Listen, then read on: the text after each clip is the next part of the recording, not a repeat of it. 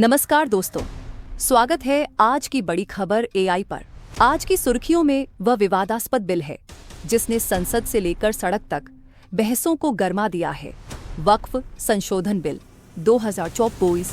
सबसे पहले समझते हैं वक्फ क्या है। इस्लामिक कानून के मुताबिक वक्फ धार्मिक या चैरिटेबल उद्देश्यों के लिए दान की गई संपत्ति को कहते हैं जिसे वापस नहीं लिया जा सकता। भारत में वक्फ बोर्ड इन संपत्तियों का प्रबंधन करते हैं। अब सरकार इसके नियमों में बदलाव करने जा रही है जिसे विपक्ष मुस्लिम अधिकारों पर हमला बता रहा है।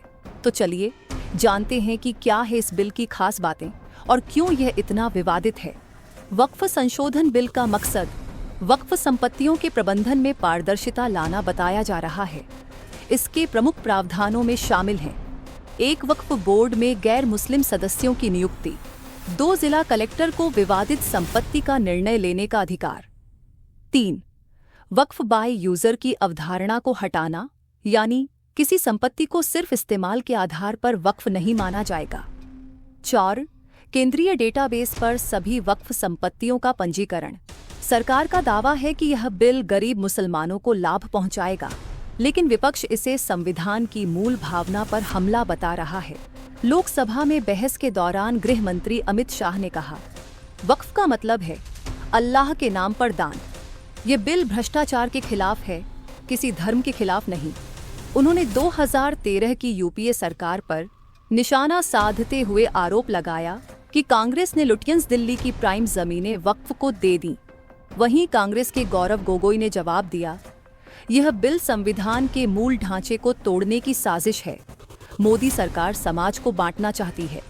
एआईएमआईएम प्रमुख असदुद्दीन ओवैसी ने चुटकी ली, अगर किसी की दाढ़ी है तो क्या वह मुसलमान है? ये बिल मुसलमानों के खिलाफ युद्ध की घोषणा है। एनडीए के पास संख्या बल है, लेकिन सहयोगी दलों में भी मतभेद सामने आए हैं। टीडीपी ने गैर मुस्लिम सदस्यों की नियुक्ति पर आपत्ति जताई, जबकि जेडीयू ने बिल को समर्थन देने से पहले संशोधनों की मांग की। वहीं वाईएसआर, कांग्रेस और बीजेडी जैसे दलों ने बिल का विरोध किया।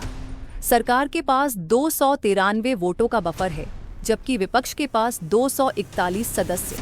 वक्फ बिल पर संविधान विशेषज्ञ डॉ. फैजान अहमद का कहना है, अनुच्छेद 26 समुदायों को अपने धार्मिक मामले स्वयं संचालित करने का अधिकार देता है। गैर मुस्लिम सदस्यों की नियुक्ति इस अधिकार का उल्लंघन हो सकती है। वहीं पूर्व न्यायाधीश मार्कंडेय काटजू ने चेतावनी दी, यदि वक्फ संपत्तियों पर सरकार का नियंत्रण बढ़ा तो यह खतरनाक प्रेसिडेंट बनेगा। दोस्तों, ये बहस सिर्फ एक कानून तक सीमित नहीं है। ये सवाल है कि क्या धर्म के नाम पर चलने वाले ट्रस्टों में सरकार की भूमिका होनी चाहिए? क्या यह बिल वाकई गरीब मुसलमानों की मदद करेगा या फिर राजनीति का एक नया हथियार बन जाएगा? अगले 24 घंटे में लोकसभा में मतदान होगा और देश की नजरें उस नतीजे पर टिकी हैं जो न सिर्फ वक्फ बोर्ड बल्कि भारत के धर्मनिरपेक्ष ढांचे को प्रभावित करेगा। इसी के साथ मैं आपका धन्यवाद करता हूं कि आपने आज की बड़ी खबर एआई के साथ जुड़कर इस महत्वपूर्ण मुद्दे पर हमारी रिपोर्ट सुनी। यदि आपको यह वीडियो पसंद आए तो लाइक और सब्सक्राइब करना न भूलें। धन्यवाद और जुड़े रहें आज की बड़ी खबर के साथ, जहां हर खबर होती है सबसे बड़ी खबर।